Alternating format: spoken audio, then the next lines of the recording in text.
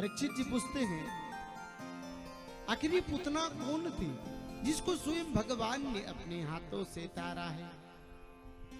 जब पुतना का बड़ा सा शरीर गोकुल की पृथ्वी पर आकर के धड़ाम से गिरा तो गोकुल में ऐसा लगा मानो कोई भूकंप आ गया, कहीं से धरती फट गई हो।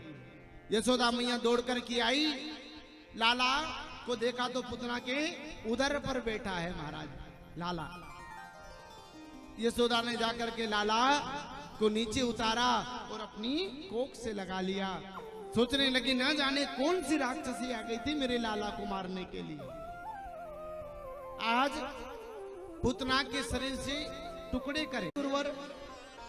आखिर जब पुतना के शरीर को जलाया गया तो खुशबू क्यों आई? वो तो एक राक्षसी थी, दुर्गंध आनी थी ना, लेकिन खुशबू क्यों आई?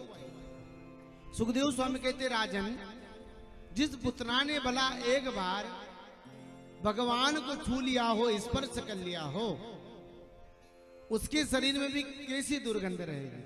बस जिसने भगवान को ही स्पर्श कर लिया हो, कोई काम वासना शेष रहेगी उसके मन में। इसलिए जब पुतना के शरीर को जलाया गया तो पुतना के शरीर में से क्या हो रहा था? खुशबू निकल रही थी, सुगंध फैल गई सारे वातावरण में। परीक्षित ने पूछा गुरुवर आखिर पुतना कौन थी जिसका भगवान ने उद्धार किया? सुनो, कल कथा में हमने आपको एक प्रसंग सुनाया था, कौन सा? वामन चरित्र का। तो वामन चरित्र में हमने आपको बताया था कि जब वामन भगवान 52 अंगुल के राजा बलि के यहाँ पहुंचे, भिक्षाम देहि भिक्षा मांगने लगे।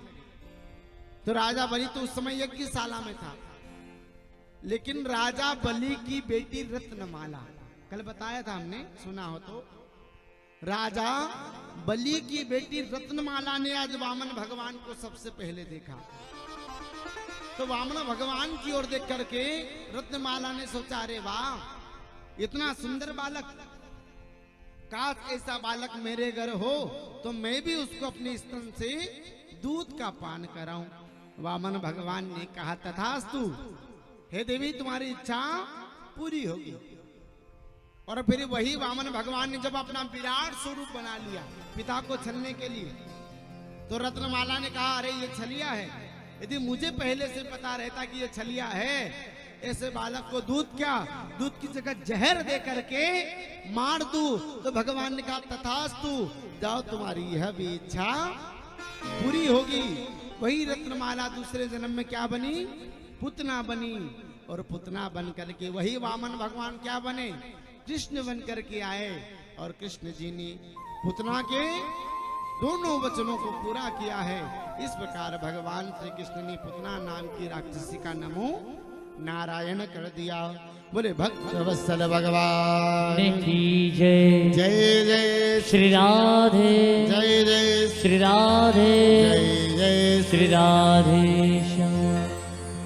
जो हमारा जीवन भी है और धीरे धीरे क्या हो रहा है? बीत रहा है, लुटते जा रहा है।